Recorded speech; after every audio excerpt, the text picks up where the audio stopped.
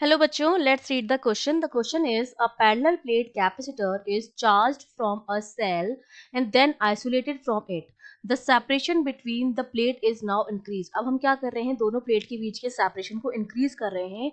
तो हमें चार ऑप्शंस गिवन है. हमें बताना है कि दोनों प्लेट्स के बीच सेपरेशन को इंक्रीज करने पर फोर्स ऑफ अट्रैक्शन पर क्या इफेक्ट पड़ेगा, इलेक्ट्रिक फील्ड पर क्या असर पड़ेगा, जो एनर्जी स्टोर रहती है कैप्सूल में उस पर क्या असर पड़ेगा, और पोटेंशियल डिफरेंस जो होगा उस पर क्या असर पड़ेगा. तो देखिए, इस क्वेश्चन को सॉल्व करने के लिए हमारा जो की कॉन्सेप्ट रहेगा वो हमारा क्या रहेगा.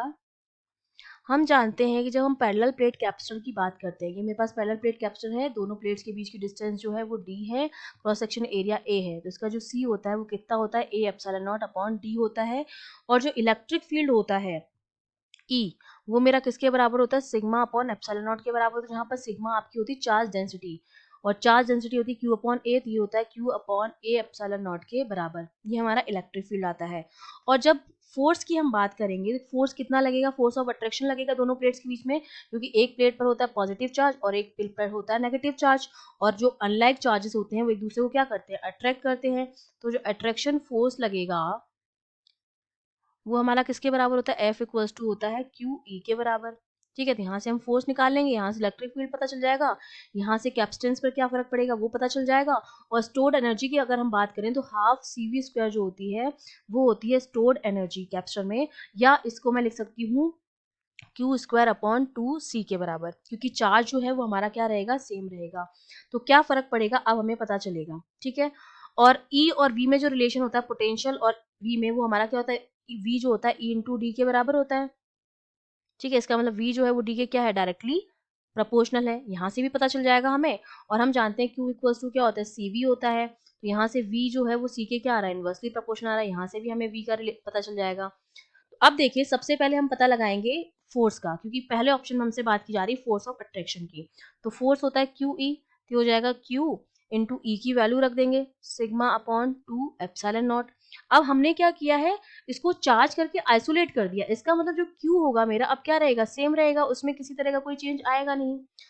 अगर मैं सिग्मा की जगह क्या लिख दूं, क्यू अपॉन ए लिख दूं, तो एफ जो मेरा हो जाएगा वो क्या हो जाएगा, Q square upon 2 epsilon naught ए के बराबर आ जाएगा. क्यू तो हमारा सेम है, ये परमिटिविटी है वैक्यूम की, और एरिया हम चेंज कर नहीं रहे हैं, तो सारी चीजें जो अनचेंज हैं, तो एफ जो मेरा रहेगा वो भी क्या रहेगा, अनचेंज्ड रहेगा, क्योंकि इसमें सेपरेशन तो डी तो आ नहीं रहा है, क्योंकि हम चेंज डी को कर रहे हैं. तो एफ मेरा क्या रहेगा, अनचेंज रहेगा. ए ऑप्शन हो गया हमारा गलत.